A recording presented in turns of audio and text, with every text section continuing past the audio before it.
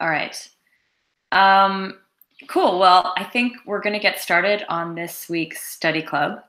Thank you guys for joining. I think I'll just go right into it. The video that we decided to do this week was the video from Nigel Smart. It's actually a bit of an old video, 2013. It was him speaking at Google, and he's talking about multi-party computation. This is not necessarily like in the zero knowledge context, as you just pointed out, Wolf. Thank you for pointing that out.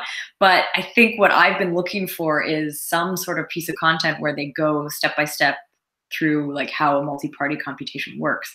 And this was a video that came up a few times. When I chose the video, I hadn't like super deeply gone into the video. I just sort of watched through it. It seemed like it covered a lot of ground, which it does. But I also learned as I did go deeper into it, this is also, you know, a person who, like, this is Nigel Smart, and he has a protocol, and he's kind of trying to showcase this protocol, and this is a bit of a dated video. So I don't know if it's the perfect example of multi-party computation, but I do think it was like, it was cool to do anyway. And I think that this would be potentially one of many explorations of multi-party computation, for me at least, and I'd like to do more of this on the study club. Yeah, and the reason that we can definitely the reason why multi-party computation could be relevant just generally in the zero knowledge space is that, you know, it is the basis of the trusted setup. It comes up a fair bit, and I thought it would be really good to understand, you know, exactly what this thing is on the most basic level. So let's start off with a little bit about multi-party computations as he described it. So at the time, in 2013, there were 3 cases that he knew of in the world, in the wild. One was a medical case, which would be this ability to share databases without revealing all information. There was this sugar beet example that he got really excited about, where and I wonder if that's actually still happening, but it was a sugar beet auction where they were using MPCs to encrypt the amounts that buyers and sellers would want to buy and sell.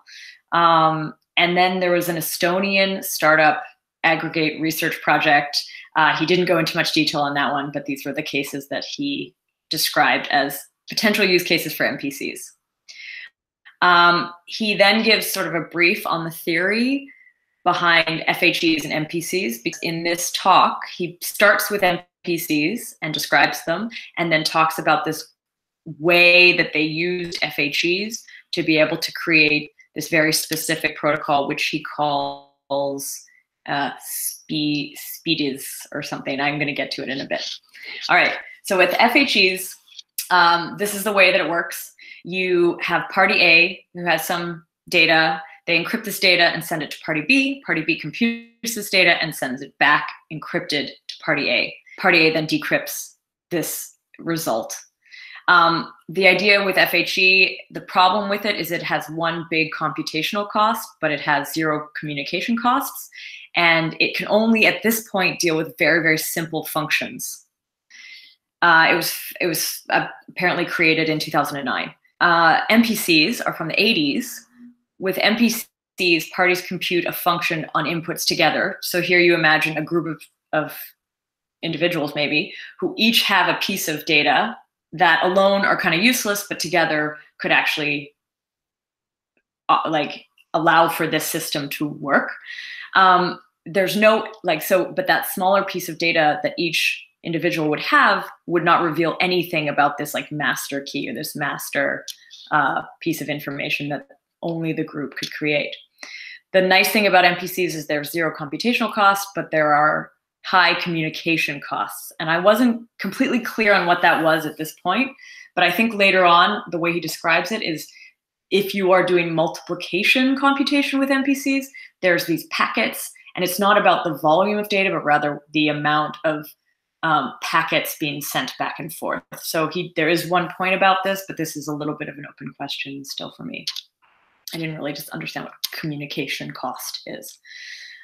Here he also says that MPCs can only defend against semi-honest adversaries. So, and I don't know if this has changed in like the way that MPCs have developed since then, but what he said here is like, if you're doing some sort of MPC voting system, you wouldn't necessarily be able to protect against some disruption that would actually prevent the voting in the first place. You have to assume that like the participants are still participating on a semi-honest basis, even if they're going to be acting adversarial.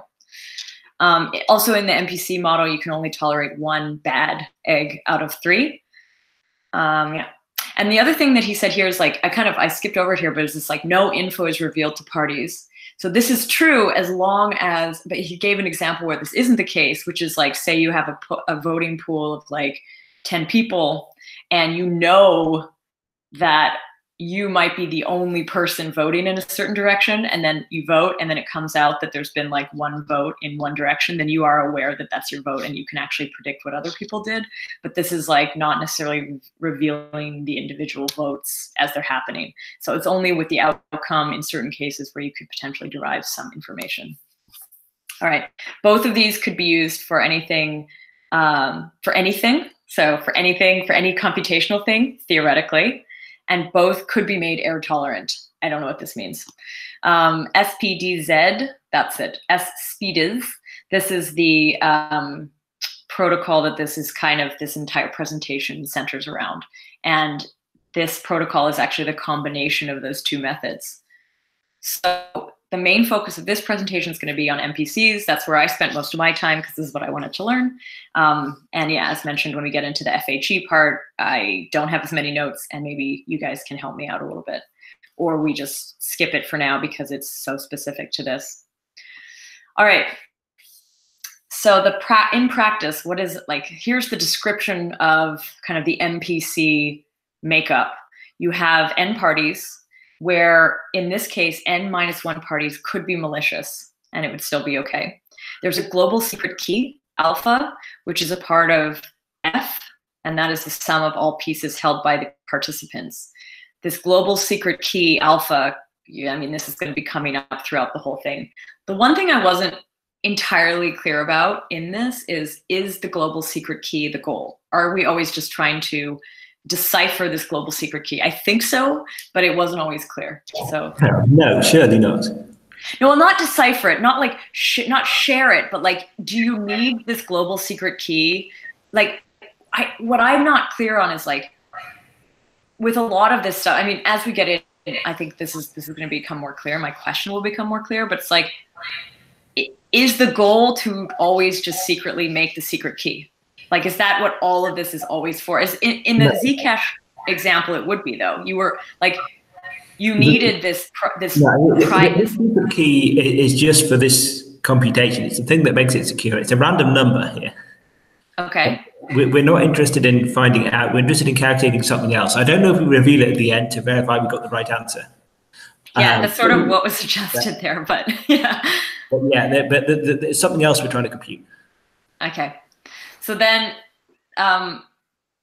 okay, so in this case, the global secret key, this is this alpha, and each party I would have a piece of this global secret key, the alpha I. And the combination of all of these pieces of the global secret key would equal the larger global one. I should say pieces of the secret key equal the global secret key. These pieces can never be shared. And later he refers to it as the MAC key, I think. I'll mention it when that happens. Okay, then he talks about secret sharing the data. Here we have like the FP, which is all the data. X is included in, or it's a part of. I don't know if this is where you're going to see like my lack of knowledge with just like math symbols, but I'm assuming that this means like it doesn't mean it equals the full amount. It just means it lives within, correct?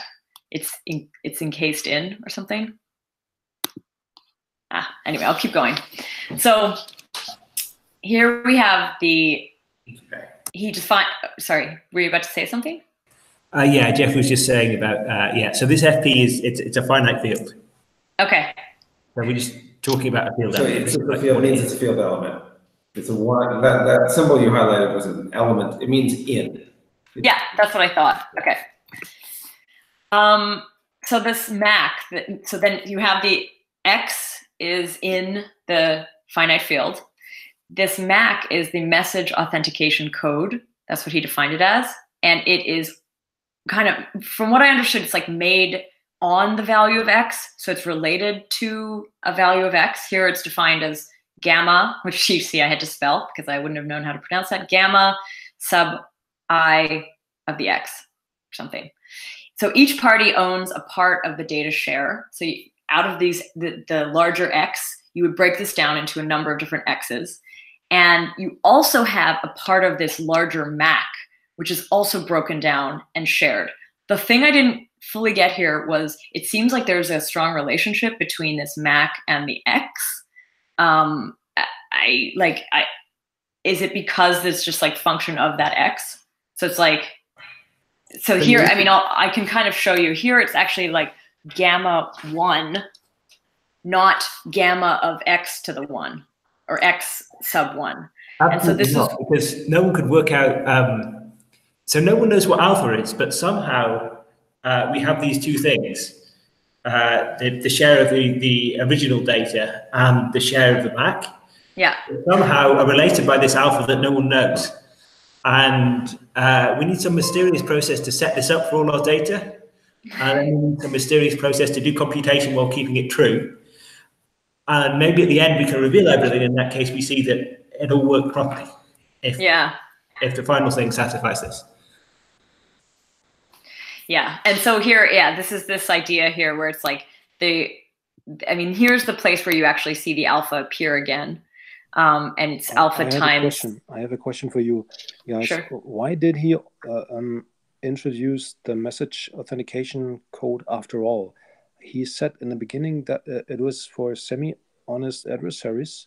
So adversaries which are pretty restricted in power.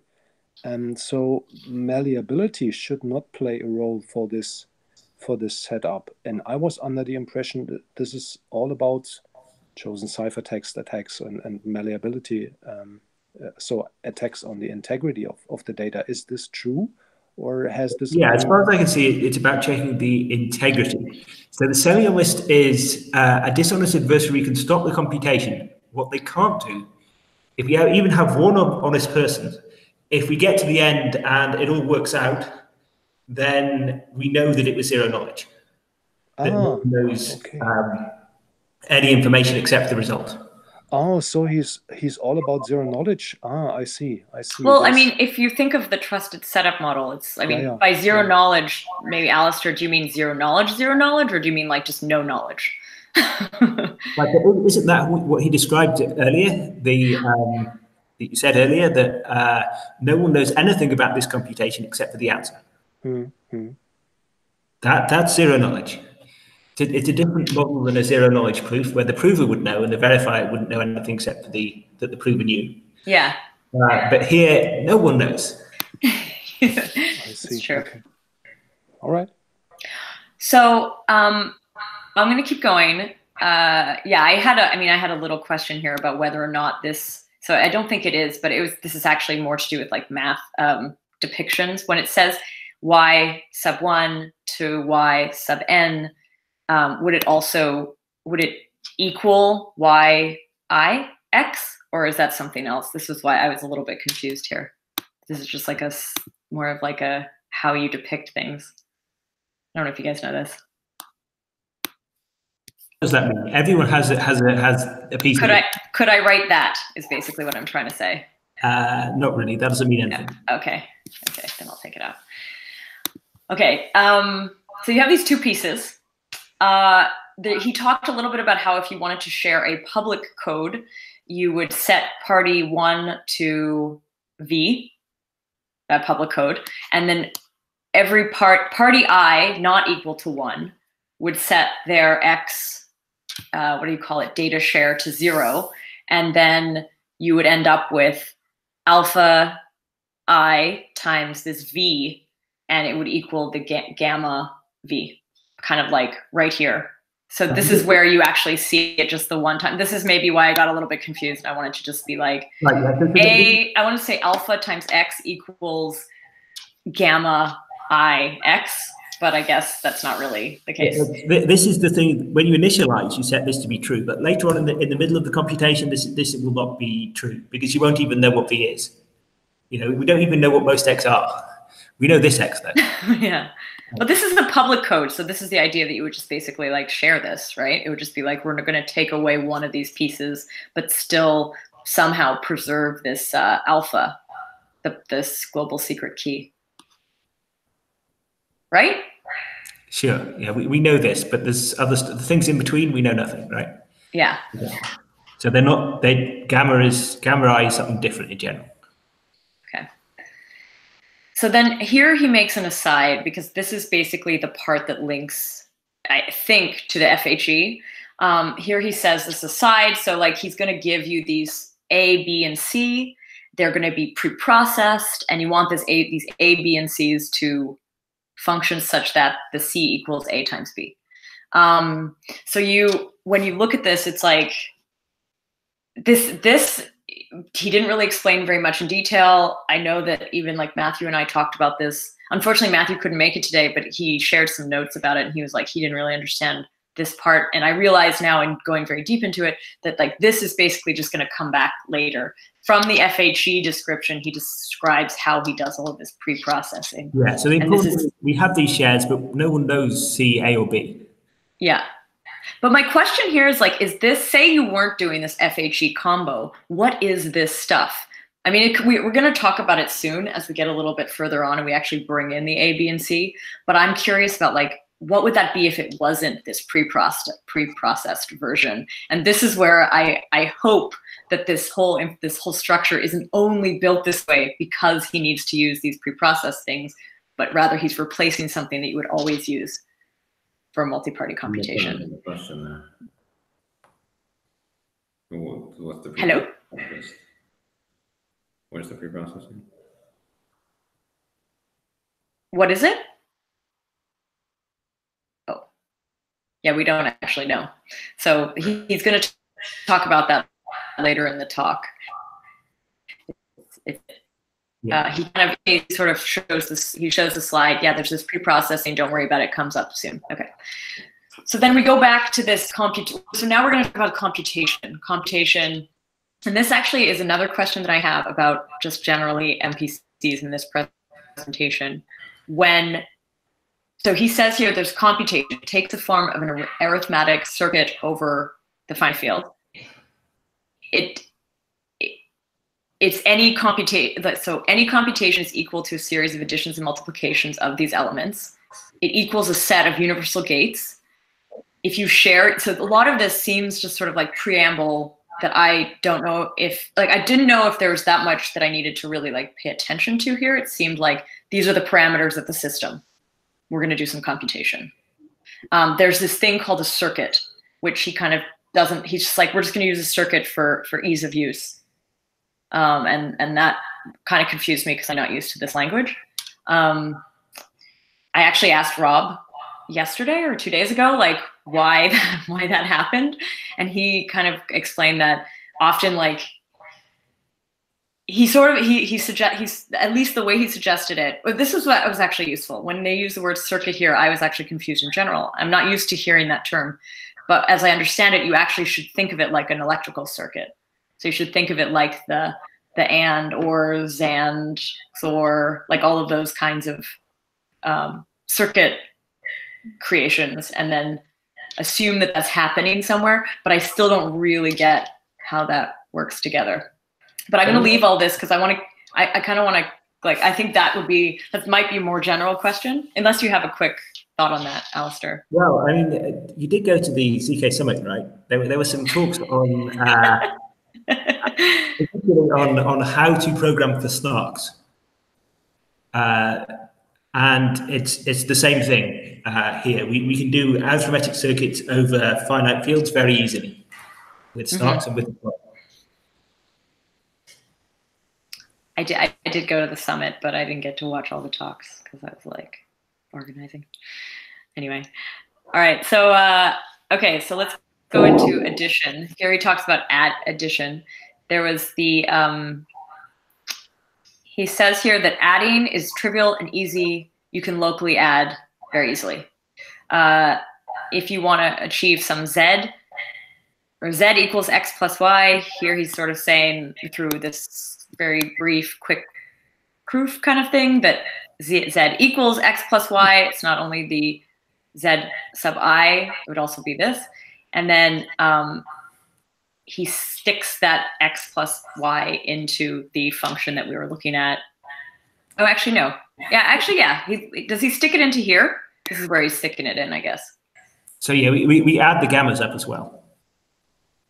Yeah, that's sort of not described here, but yeah, I guess you would just do both, and then you would send them back or keep them there. You don't send anything. Yeah. You add the pieces for the data, and you add the pieces for the MAC. Mm-hmm. I think here, okay, so with both of these things, I guess it would depend on the implementation. So like you have an MPC, what I was curious about here was like, say you had an MPC like the trusted setup, I don't know which one they do in the trusted setup. Do they just add or do they multiply? And I guess they do one of those two things, and this would describe how you do that. They do all sorts of funky things, don't they? Just have a look at their paper. Okay. This is not what they do. I'll have to take a look. Okay, and then here they say the linear secret sharing scheme means that we can secretly share values, that when we secretly share values, we can locally compute any linear function of it for free. I didn't really get why that he said free, but I guess it meant easy. I guess that meant like computation free or communication something. Communication free. Okay. Cheap to compute and oh, because you don't actually have to send it anywhere. Like okay. Is that what that meant before? I think you had sort of defined that. Let me just I wanted to check. Yeah, that computation cost, is that just the sending? Or the communication cost is just the sending around of things? Yeah. I guess. Okay. So the communication is free. So then he makes a side note here, which says that you can partially. Anna, I think when he talks about communication costs, he actually means the protocol. So the rounds that you need to do all the so the protocol. So answer request, request answer. How many of these rounds you need in order to have all the information? So that's the communication cost. And that actually, so he in the next one he compares this addition to then multiplication, and he talks about these packets. It's not really clear, like I didn't see it as very clear in multiplication that there's anything being sent back and forth, because again, I thought that was more in the FHE part where you do a back and forth between someone who commits and verifies, and or rather the person A encrypts and sends to person B who computes and sends it back. That to me sounded like a round. But do you mean round in a different way there? So rounded communication, everyone sends something to everyone else, and that's happening in this multiplication. But not in the addition. But not in the addition. Okay, so no rounds here.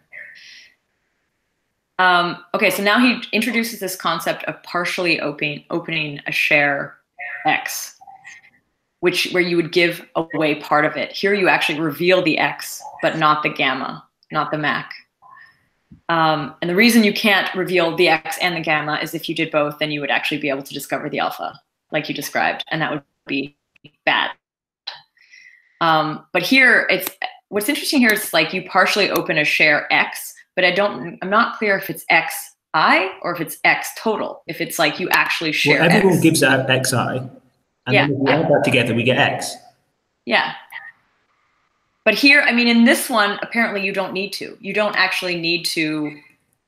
You don't need to share all of the XIs. Like you don't have to put them in together to make X. You don't have to share, and you absolutely don't want to. You only want to share random numbers, not the information, right? Yeah, but in this case, you are actually sharing, I think, the total X. No, you're not. Even though it says you're not. You're partially opening something, but it should be something that doesn't give away any information. Okay. So it's weird because I thought he said you reveal the X, but not the gamma. You reveal the XIs, and that allows you to reveal. You reveal the XIs, and that gives you X. It's just a total, right? So everyone now knows X.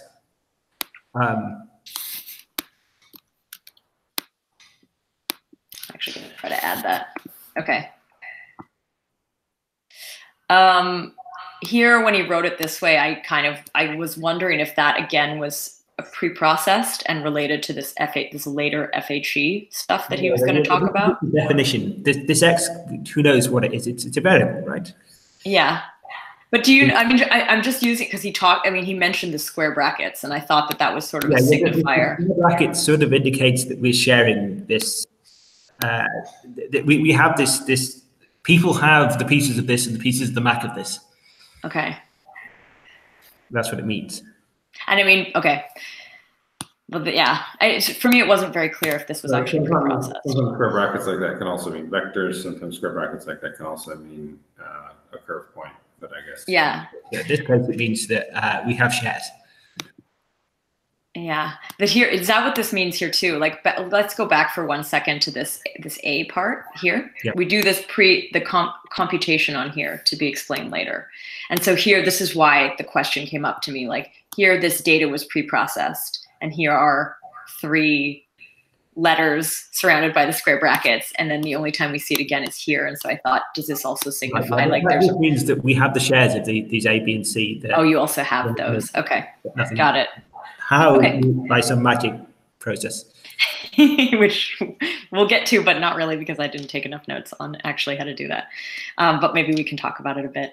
All right, so then we have the multiplication. This is funny because he was like, first he described the addition is easy, the multiplication is hard. And then you get to the multiplication, he's like, the multiplication is easy. So I wrote both. Each multiplication requires this interaction. And this, I guess, is this packet that you were talking about, the rounds. This partially opening is what we're going to communicate. That's communication. We'll have to reveal the XI. And something to each other. Receive everyone else next XI, yeah.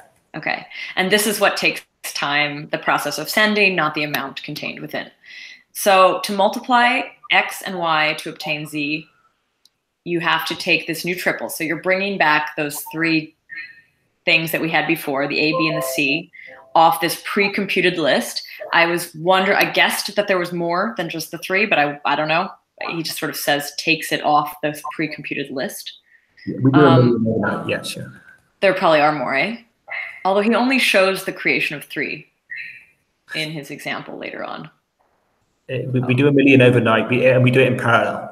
Also. Okay. Oh, yes, you're right. He did say that. Okay, so then it is. There are more. All right, so then you partially open this X minus A. And this was also like the way he worded it, and the way I understood it was like you actually you do that, like you partially open this whole combo, the X minus A, not you partially open the X and then subtract A. No, that's the way I understood it. So you partially open both of them. You don't partially open both of them. You subtract, and then you partially open X minus A. Oh, so wait, because you can do addition and multiplication. Yeah, you don't want to partially open X because that would tell people that X is supposed to be a secret. Okay, so you partially open this, basically. Yeah. Or that is the result from partially opening. You get, is this echo? No, what is this? I forget what this sample is. I actually looked them all up and wrote them down, but I forget now. What is that? That's an epsilon. Epsilon, that's it. Okay, so you get the epsilon, which equals X minus A. But that's funny. Like, do you not? I mean, in doing so, you partially open X minus A. The way you describe it, you're saying you'd never see X. You never see X, and you never see A. And okay, so you wouldn't be able to calculate either of these. But unless we know one of them, we can't calculate the other. So yeah.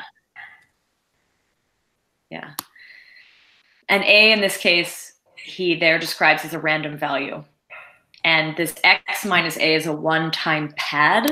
I didn't understand that term, but he said it. The one-time pad is the crypto thing where you add or store some random thing with your thing, and that gets you something completely random. So one-time pad is 2 people have the same random string, and they can. Where is this one? They can fit anything to completely randomness. Where is it appearing? it's the completely secure crypto system. As long as you can communicate as much data as encrypted data beforehand as you can data later, it's perfect. It just doesn't, you know, it's a symmetric crypto system where the key is as big as the data. I wonder, so, okay, I'm going to... It's basically a stream cipher, so to speak. But we all know this is a simplification because one-time pads actually don't exist in reality. Because once you use it twice, your one-time pad, you might reveal the key. Of course, yeah, that's the point. These things are one-point pads, these A, B, and C. We pre-compute them beforehand, and we only use them once. How is it guaranteed that you don't use it twice or 3 times or whatever? Because we only use the triples once because they're one-time pads. If we use them more than once, it'd be unsecure. And if a party uses it twice, is then everything corrupted? So the whole no. A computation person can't use it twice. So by using it, it's something that everyone does. If it's a single honest person, then it's impossible to use it twice. A single honest person changes it, and then I see. So a single honest person, they never reveal their share, and they only do this one calculation with it. This seems to be only compute xi minus AI. Then no one will ever discover any information about AI, and it doesn't matter if they know the rest of the data; they still can't anything from using this. So unless every single person used it twice. Yeah.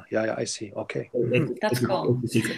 I want to know. So you just sort of mentioned this too. You said AI, and I'm wondering, like, when we look at this sort of ABC, is this like, would this also be broken down on some level, or is this absolutely? So always okay? The square brackets A indicates that everyone has an AI. And a gamma of AI and a gamma I of A, which add up to the right things. So but you're sending. Wait, maybe we get to this later. But like, where do you send stuff? Like here, it's like you take the triple, you partially open, you create your epsilon and your rho. This is partially open is the sending. So you compute xi minus AI. Everyone computes xi minus AI, and then they send that to everyone. And that's where you get this, because this is actually the combination. Okay. This is everything. Should this be I, or this should be? It's true. Yes, but the total is also true. Okay, yeah, that's fair. You can see. Okay, cool. So the thing that I would have the other bit about this notation, as far as I'm concerned, is why aren't they partially opening x minus a all in one square bracket? Like this, you mean? Because that would have been a little more clear. That's a lot more Maybe it's because you have both. Like everyone has both, and so you each do. Like if you did this, maybe it would look more like it's the sum only. This is what we actually do. It is only the sum. Yeah, we do actually partially open x minus a and not x or a. It's just that the square brackets was not very clear, but whatever. It vaguely makes sense. Okay, but this is good to hear. So it is actually like it's each. So like, but here, where does the sending happen? So this is let me finish this, and then we can talk about these 4 steps. I'll just move this down so they're on the same page. Okay, so this was how to multiply to obtain Z. You take the triple, you partially open x minus a to get epsilon. You partially open y minus b to get rho.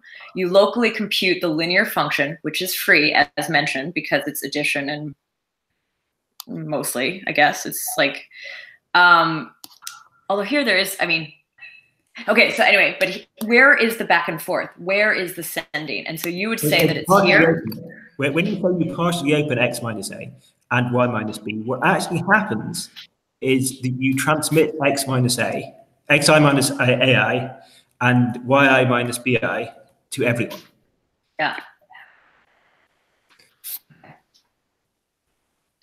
And C, so basically you just in a peer-to-peer fashion, right? Therefore, the n-square communication cost, because it has to be arrived by. Yeah, I don't believe that this n squared is real, but everyone should send a message and it should get to everyone. Huh. Okay. It's not a different message to everyone, which really helps in actual implementation. And this is where I'm curious if this is, so this whole part, this pre-compute, this is, again, this goes back to that question. It's still an open question of like, in a more standard MPC build where there isn't any connection to FHEs, what is here? What is used here instead of these pre-compiles? You've got to have, these have got to be random numbers from, so you've got to do something like this. You might not do it beforehand like this, but you've got to do something to get these, magically get these. Yeah. And so you get these, it works. I see. And so it could be, but it's like, yeah, I would be curious to explore like what kind of randomness. We just did I actually just recorded this week an episode on randomness. It's super awesome. And now I'm curious like how, like what level of randomness, what kind of randomness this would actually look like or what it would be. But this is something that I think I'm going to explore on my next MPC journey. All right. So I'm going to keep going. So this, he sort of says... I have a big question here because he never actually revealed how we do the MAC. How do we get the MAC of Z? Does he say it down here? Wait. No. No. Wait, he does. I'm pretty certain he didn't say that in the video at all. And it's a. Oh yeah, you mean up here? So this is this question, right? This no, yeah. So the question is for this multiplication operation. So for addition, we see how everyone gets their own MAC of the new thing. For multiplication, where do people get the MAC? With addition, you feel like we see it. Why? So you say we're using. So with addition, you don't need it basically. No, with the addition, the MAC, we just add the MACs as well. Okay. Yeah. What MACs are you using? It's so the MAC is this thing that adds up to the secret key times the data. Ah, okay. But we don't know the secret key. And so I got no idea for this multiplication how you compute the MAC. He doesn't. Yeah, he because doesn't the only really part explain of the thing, so no, people don't know the MACs of everyone else's MACs of xi minus ai. That's a good question. So we never have. So we don't share xi minus ai. We never have the MAC of x minus a. He doesn't give that. And if so, how do we get the MAC? I'm gonna put this down here. Honestly, I think that's just not in the talk. Yeah, it doesn't seem to be. So I guess it's possible. Maybe it's because this FHE build only works for addition. No, wait. You'd need it still, right? You still need it. Absolutely, we need it, and I don't know. Yeah, that's funny. No, he would need it. I don't know. I mean, maybe what you do is you actually do the same thing again for the MACs. Or what if you don't? What if you don't touch the MAC at all, but you rather use it only in the verification? No. But we need to compute this MAC of the Z, otherwise we can't verify it, right? We need to compute the MAC of the Z, and we need to do so in a way that doesn't give away the shared secret alpha. So I think what we could do is just reveal a new triple and do the same thing. I mean, you can compute this. You can prove that you've computed the secret key times something without revealing the secret key. Yeah, but if you look at this, like this process that we just went through to create the X, the Z, so there would need to be an equivalent. Basically, we would need this, right? We need like gamma. Things that add up to Z, but we don't have for the MAC. And we need this, right? You can just add them right here. The MAC, that's a bit weird for Mac, but okay. No. How do you calculate the MAC? The MAC adds up to alpha times this, which we don't know what alpha is. So we somehow have to use the MACs for X and Y somewhere. Yeah. Like if I bring, because it's still like it's going to be this again, right? It's going to be this somehow, right? It's always true. How do we get that? Yeah. Like. Now maybe we open another trick and do the same trick with the MAC that we did with the actual data. Yeah, I mean, do you just? But then in that case, do you use the same pre-computed list? Do you use the same triple? Well, you definitely use a different triple. Does it matter? Not to use a different triple. It's supposed to be a one-time pad, or possibly. Yeah, that doesn't sound good. You could do something like that, and possibly that's enough. Although, would it matter? Like, okay, so why would you not be able to use the same triple? If you think of it was like one random number broken off into multiple little random numbers shared among the entire group, why couldn't you reuse your random number on both your data and your Mac? Well, you might be able to, but it's not clear. Usually not. I mean, it depends. If it's just XOR, but in this case, I suspect when he says one-time pad, he actually means one time. One time. It also means, but I think he's also using it. It's also just in the group. It's not actually an XOR thing. I'm not really sure. Well, it's a minus. Yeah, it's yeah. Yeah. Okay. Yeah, it's an addition, which is also it's bijective, so it's the same thing. And yeah, we could just use another triple. I don't know, but he didn't say. He didn't say. Then he describes. So then he goes on to say this would be secure and not reveal any info and be better than other solutions. I guess he means other solutions other than MPCs. And because we were using addition and multiplication, with addition and multiplication, obviously you can compute anything.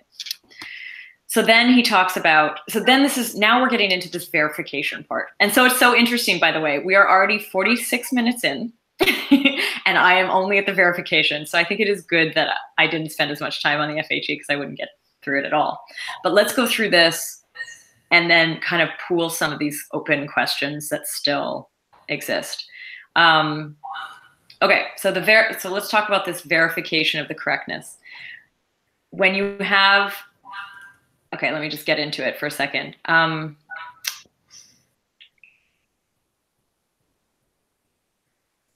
Okay, so this is interesting. So now you're actually checking. So this is why I wondered if like you don't do it, you just use it to check. But I think you're right that you need. But actually, wait. Going back to this, when you do addition, do you actually need to add the max at all? Like, isn't the addition just on the data? No, you've got to do it on the max as well. Why? Because aren't the max, like up here you have to add the max. But that doesn't, for the addition you have to add the max as well. So at any point, when we have this square bracket thing saying we have a share, what that means is everyone has a thing that adds up to this, and everyone has a thing that everyone has a max thing that adds up to alpha times this. But of course, we don't know that because we don't know alpha. But so getting in here is really odd because here it says interactively check just the MAC values. This is what he talks about checking. Yeah, this is what verifying checklist means. We need to check the MAC. Okay. Without revealing something without revealing the secret, because if we reveal the secret, then we could forge everything else we're revealing. Yeah. Okay, so here to check the MAC, each player that's funny, they become players here. Each player I has a set of partially open values, T. And here you have, I don't know, what's the J here, actually? So this is A. This is the partially, wait, what is the A here? Huh. So it's a very good question why you switch from I to J. Because so each player I has the pieces from everyone else. That's why it's okay. Here he has both. So maybe that's why. He didn't want gamma I. Surely the second thing should be I. You think this should be I? So do we have a share of the MAC values of the A? Oh, yeah, that's strange. Maybe. How do we get this? How do we get this? Yeah, I don't know. Is this a MAC value of alpha I? That's probably not what he meant. This he did, like this I know at some point I was following it. I'm gonna have a hard time explaining this right now because I didn't take, I don't know if let me just try to look at it again. Each player I has a set of partially open values. I guess these are not the values though. Are they? Oh, maybe this is how, wait, this I added myself, so let's get rid of it. Each one of these has a share of MAC value. Yeah, the MAC value of what? What is gamma AJI? And why do we have this? Yeah. All right, so every player has a value. The AJ is a value. So wait. This is A, I think, is still referring to this then. Yeah, so the question is, what is AJ? Does everyone have a different value and why? Right, yeah. So we have these numbers. Yeah, it is. So each player has a partially open value A. And here later on we say something like by adding up the partial value randomness. We're trying to verify the correctness of a whole load of T different values. These are J. J has nothing to do with people. Okay. Yeah, this is actually, but here's another strange thing, because you know how just before we made this assumption that these are random? Why then would you need to generate random value RJ here at the very end? So basically this is what we have. We don't exactly understand what this is right now. But then it says at the very end, we generate random value RJ. Yep. And then multiply it by this A. I know that like if you make a random number and multiply with a random number, you get a random number. But why would you need to do this? Yeah, this bit is not relevant. It's the next bit. It's the max share. So this is the thing that we don't want to reveal gamma of AJ. Yeah. Because if we revealed that, if we revealed our share of the MAC, then everyone would be able to work out the secret key. So really? We don't reveal that. Even if we didn't reveal anything else? No, so if everyone revealed their share of the MAC of this number we all know, then they can add them all together and work out alpha. Yeah, you're right. Add up to alpha times the other thing. We want the thing we don't want to do is to reveal the secret key until possibly the last. So these random values are probably coming from some commit reveal process. We don't need to do that here, I don't think. I mean, you don't want people to know them either, right? But sure. Maybe you don't care, actually. That's why actually I think is it possible because he did this sort of FHE on these A's that they're actually a little bit more, they're not quite so random? I mean, I guess it would be encrypted. What would come out would still be encrypted. The RJs are random because we've said they're random. The AJs are not random. They're the things we're trying to verify. Yeah. But what is the AJs are still referring to each of the A's that everybody would have appear? So these AJs are the outputs of the computation. We want to make sure this computation has been done correctly. Yes. Okay. So we're going back in to here. And right? I'm just trying to follow the math of these, the letters here. But with the adds and multiplies, and now we're trying to work out, did we do it correctly? And so we take our A, like our individual A. Yeah. Okay. And then we also have this share of MAC value, which is gamma of this A, this piece of A. And then each player also has a share of the MAC key, which we know, alpha J in this case. At the very end, we generate a random value. We then multiply it by this AJ and sum them up. That's right. And I guess that then gives us... But this next thing we do in secret. The thing with the max, we do in secret. Yeah, okay.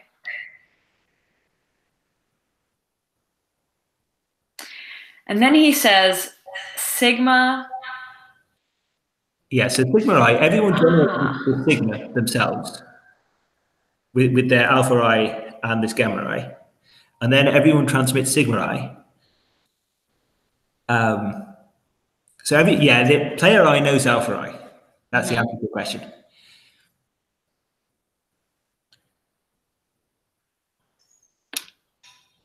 And so everyone knows enough to calculate sigma I. And the hope is that it doesn't reveal anything that we didn't want to reveal. But you do get this then. Is this something that's generated and shared? So locally, we each calculate our own sigma I. Okay. Using parts of the secret without even revealing it. Oh, which is the part, okay, is this the part that is like, is there a part that is shared and compared in order for us to make this verification? Like this A is now seemingly the whole A. Everyone knows A, but the thing we send at the end is the sigmas. Those are the things we share. Mm-hmm. Yes. Yeah. Okay, got it. The A's are public, as are the AJs. But these max we added up to get this we've used in the calculation of these sigmas, they're secret. Mm-hmm. And in order to protect them, we've multiplied them here by random. Them. And so this is nothing. This is non-traceable in any way. And we've also multiplied this one by random. So even though... No, it's not multiplied by random. It's multiplied by our secret. No, here, right? Yeah, sure. Yeah. Okay. And so with our piece, this is still just like, it's because it's still here. It's like our piece, I think. Right, so that's our piece of the MAC. Yeah, that's our piece of the MAC. And the alpha is our piece of the secret.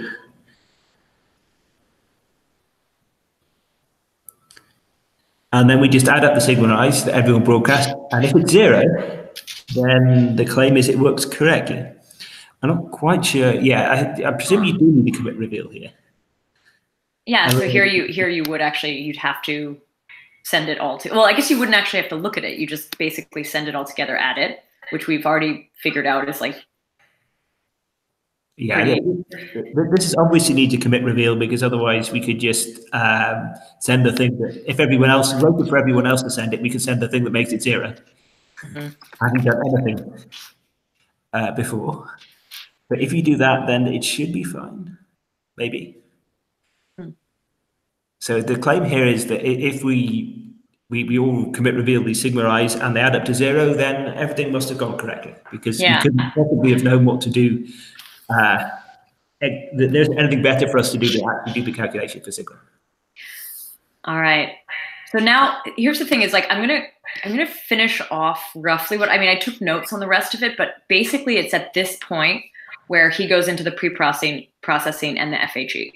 I didn't take very many notes because it was like a whole new chapter, and I really wanted to focus on this stuff, which already was like pretty much a challenge for me. But I'm glad I feel like I followed it for the most part. And then he talks about like this use of passwords and how there would be this really great use case for passwords in 2013 that he thought would be good. But what I think we should do now, because we only have a few minutes left, is I'd like to go back to this whole thing and just take out, because there's like, for me, there's already some really clear questions, and that is, it's sort of the same question I had at the beginning, but it's like, it's about, would these, like, what are these if they aren't done through this FHE model? What would they normally be? Like, where do they come from? I'm curious. Normal. So basically, we in order to use this protocol, we need some crazy way to get these. And possibly. But do you think that the construction of the MPC part is reliant on this FHE part existing, or do you think that it is like plugged in? This version of it looks to rely on this. Yes. Okay. So how do we do MPC without this? Well, I suspect we need a lot more rounds to do this multiply. Aha. You'll have to. And this is why, and this is where he sort of saves some computation, or he makes it faster somehow, because there's this other part that's done. He kind of describes it as like baking overnight. It's like done on its own time, parallel. Right. This is the key thing here. It's parallel. So if you actually did all this at the time, it wouldn't be any faster than just doing the FHE yourself. Yeah. Possibly, but we can completely parallelize all this computation communication work to do to generate these triples. We can do them all at the same time. My question would be, I was under the impression he's using FHE just as a black box. That's what I thought too. Yeah, and the pre-processing is actually for computing the circuit in some FHE special way, so that the provider actually does not learn anything about this circuit. But that's what I'm pretty interested in, I have to say. But I didn't go through it. So I had originally thought of it as a black box. Like when I went through this, I thought, or I don't know if black box would be, I thought it was sort of like plug, I don't know how to describe this, but kind of like something that could be plugged in or replaced. Oh, yeah, there is a reduction here. If you had another way to get these triples, like using MPC, then you'd be able to use this as well, right? Yeah. Is a triple in this case like a known, is this like a term that is like well known? A triple, or is it just like 3 things? It's just 3 things. Yeah. That's what I thought. But is it like, I guess that the dynamics of this, like what they exactly, what if they have any sort of quality other than randomness? If they are random, this is something that I still want to figure out. What we want here is that A and B are random, and then we need to compute C. And C is somehow that's actually what he seemed to have done, right? Like if you in the FHE part, he does something on A to create A, he does something to create B, and then I think he multiplies them to create C, or he does something together between A and B to create C. Yeah, that's what I think as well. And I was under the impression that it has to be 3 because a binary gate has 2 inputs and 1 output. So A, B, and C is the output. So multiply A and B and you get C somehow, something like that. I was thinking that actually after we went through that as well, where even if there's this idea of like more, that you would always like, you do it in triples. I mean, there they do say take the new triple. So it does seem to be like those sets. It's not that there's like, you could, because you wouldn't be multiplying, I don't think, like X times Y times something else to equal something. You'd always multiply 2 to equal something, and then you could do other multiplications after. So you'd need these 3 to match those 3, right? That's at least the, I mean, that's what I, that's what do you need those 3 to match those 3? Because you have 2 inputs and 1 output. Yeah, sure. You would need this triple. Sure, but as you pointed out, maybe it's unrelated though. Wolf pointed out, yeah, the binary gates, we need triples. Yeah. Okay, so that's one of my, this still sort of remains sort of one of my questions is like, could we, in the case, like you just described, if we had some other mechanism to create this A and B and C and related in this way, but wasn't FHE, could that be plugged in? And if we don't use this, what does it look like? That's what I'm really curious about now. And then the other one, what was the other big question that I had? Oh yeah, and I think your Mac and the multiplication example is still really, really a big question mark.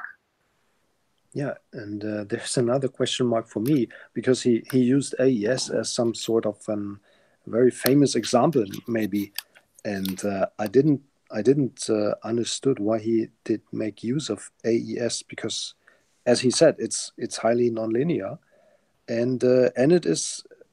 In addition to this, it has structure, lots of structure that makes it easy to pre-process somehow. But in the end, I didn't understand why AES is such a good idea, because you learn so much if you use it, or if you compute AES at a third-party site. You see all the steps in between and how to make sure that no secret in between is revealed. Makes it for me not the best example, but maybe the most compelling example in order for this zero knowledge part, you know. You have to secure every layer, so to speak.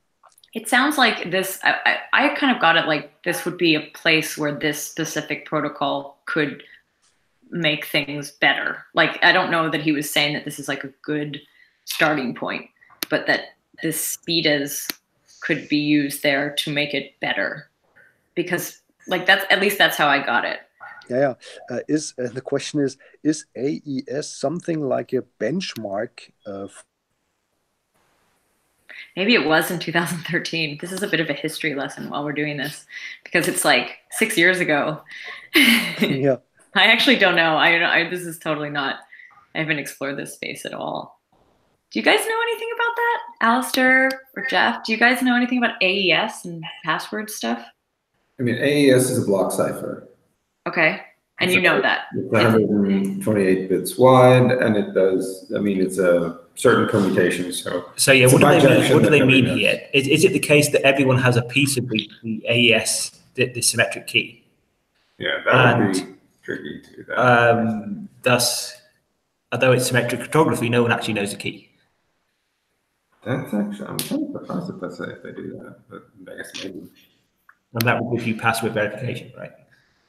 Yeah, I mean, AES is used all over. I mean, AES is kind of a building block of a lot of symmetric crypto. So sure, it would be used in like, you know, deriving some sort of password or macking a password or whatever. It tends to get used in a lot of places. Yeah, so in this case, so if he's actually, yeah, maybe they're actually running AES in the MPC. That would be cute. I mean, the reason to do that is because it's small enough. I mean, it's only 120. You know, it's small enough that maybe you can actually do it and actually see the computation succeed. But it's also, you know, that it's so far from what the MPC is using under the hood that it's somehow proving that you're able to do like real symmetric crypto in your MPC, but just a tiny bit of it. I see. Normally, when you use AES, you use, you know, I mean, it's small and fast because you use it on a lot of stuff. Not always, sometimes only on a small amount of stuff, but you know. Yeah, I find it highly interesting because I thought the model is like this: AES is running on a cloud server, and everybody knows it's a public cipher, but the secret key maybe is the secret key of the cloud provider. But he does not get unencrypted data. He does not get plain text from all the participants, but encrypted data. And by encrypting this again in some sort of a cloud fashion, we need to make sure that nothing is revealed in this computation and nothing is leaked on the other hand. But I'm not sure about this. So what you do here is you do AES where everyone has a piece of the key, and no one actually knows the AES key. Okay. So we could generate passwords, as in someone gets their password, they split it up, they send it to one of each of these people, and then we compute the AES of this password and tell them, and store that somewhere. And then if the same person comes to log in again, we can do the same computation. And if we get the same thing, then that means, and we verify the computation, that means that they're the same person, but no one actually knows their password at any point apart from them. Yeah, makes sense. As long as one person's honest, no one ever gets a complete password. All right. They just have this AES encryption of it, and they can make that public because no one knows the AES key.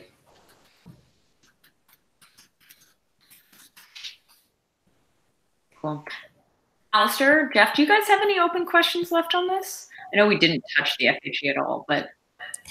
Yeah, that's still... I have no idea how that works, by the way. Oh, really? Good. Me neither.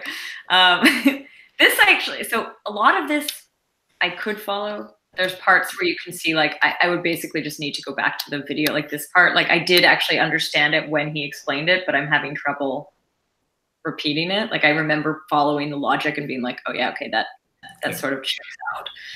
And so I think I'm going to just revisit that myself.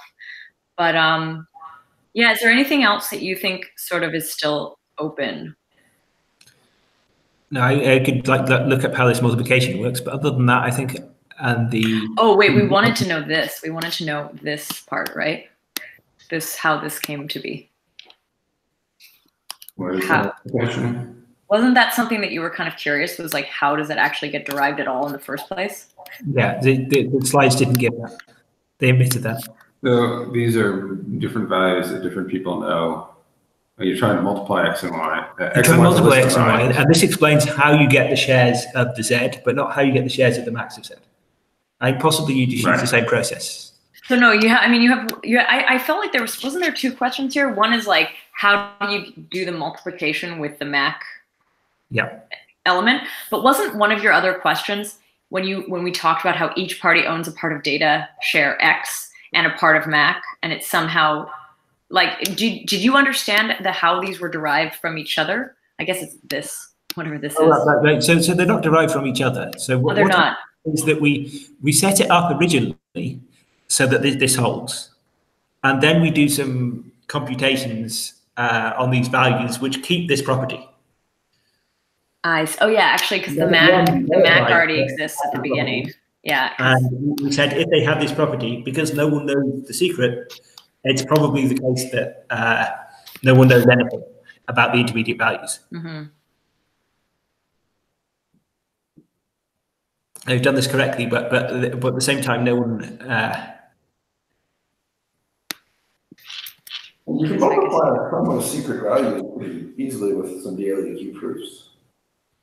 Well, no, here we actually give way of multiplying sums of secret values and getting shares. Because that's what we do with the original thing. Yeah. We might just do the same thing with the map. That's probably true, but yeah, I'm a bit surprised he needs. I'm a bit surprised he even needs this. But okay, maybe it's faster or something. I don't know. Well, I'm going to wait. I'm going to unscreen share. There, I'm back. Oh, yeah. Okay. Oh, sun is setting. Very bright. Sorry. I think if there's anything, do you guys have anything else you want to share? Because I think we're a little bit over time. I would really like to do another MPC example now.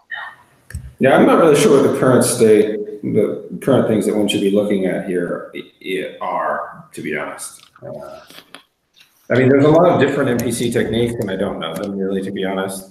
But yeah.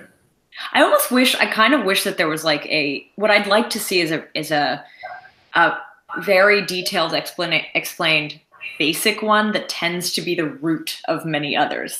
Like I would like to just have that basis of like, this is how it all works. I got a little bit out of this, the fact that there's this verification. There's some called garbled circuits. That's a fairly old technique. I'm not sure how popular that is today. There's other things which may even be this sort of thing that you were looking at here, but I'm not sure where you do this MPC and then you have some random values added that mess things up. But then in the end, once you've unblinded some of the computation, then somehow you're guaranteed that the things that you were, some of them, because you could use certain small random values, and you're guaranteed that at the end there's some discrete log problem that you can solve, which shouldn't be too hard if the parties were honest, and then some answer pops out. GNU uses that one somewhere. Or it meant to, I guess it never quite got around to that. Anyway, but those are both fairly old techniques, and I don't know what the more modern stuff is like. My guess is that the more modern stuff might be swinging more towards using zero knowledge proofs more heavily because they are better now, but I don't know. I mean, if you look, so looking at what Zcash recently did, and I know that they've really like optimized this trusted setup, but I don't know if it's because they've optimized like on an MPC or if they've done other things like around it.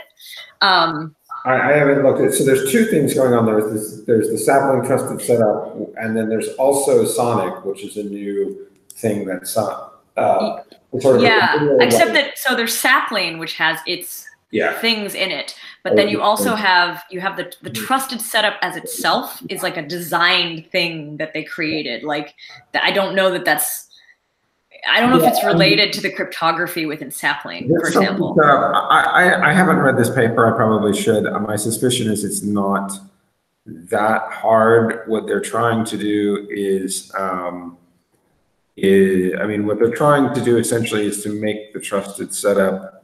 Let's see, they're making it more asynchronous. So I think all they did is they stuck in NISIX that you've done everything. They stuck in more zero. I would find it highly interesting to see why they came up with their specific construction. This could be instructive. Yeah, so if you go back in time, a certain number of people simultaneously, and I think what they're doing here is they inserted zero knowledge proofs at the right places so that it could run more asynchronously. So if you could contribute to the trusted setup parameters and have a zero knowledge proof that your contribution was honest and wasn't corrupting. Sorry, Wolf, you were just saying something there. We could make actually two more sessions. One is more the application side, like in zero knowledge MPC for Zcash, and the other is going back in time to Yao's garbled circuits for the multi-party computation and Craig Gentry's work on FHE. This could be more the groundwork. That might be really good. Okay, so let me get this down. What was the name you just said, Craig? So the one for the multi-party multi-party side, the two-party computation basically is Yao's garbled circuits. YAO, Yao, And the other is correct gentry. I think around 2010 was this breakthrough with a fully homomorphic encryption. Oh, yeah. Okay, so this is for FHEs. Yeah, this is basically the starting point for this whole evolution. And then doing a Zcash, like I think the new side. Trusted, but us especially. I mean, actually both would be interesting, but like the motivation why they exactly choose this MPC construction for their sapling trusted setup exactly. I'd be curious to actually. I'm sure that there's at least articles where they describe this, but this would probably be a paper. I don't know. Although maybe there's some talks or something that they've given on the topic as well. But this is cool. Maybe this is very, very pragmatic approach they took. Maybe it's very theoretically sound. I don't know. Would be interesting to hear Zuku's opinion on this as well. Yeah, I think. I mean, I would really love to talk to the person who designed it though, because like there's like a crew of like Sean Bo, yeah, no, I'm really curious to explore this, and like thank you guys for also going through this session, even if it's a little bit off topic. I think it at least starts to build a little bit of a model, and that is something that I hope is helpful. So I'm going to stop the broadcasting now because I think we can keep talking, but I'm just going to shut this off. So this will be the video. Thank you all for being here.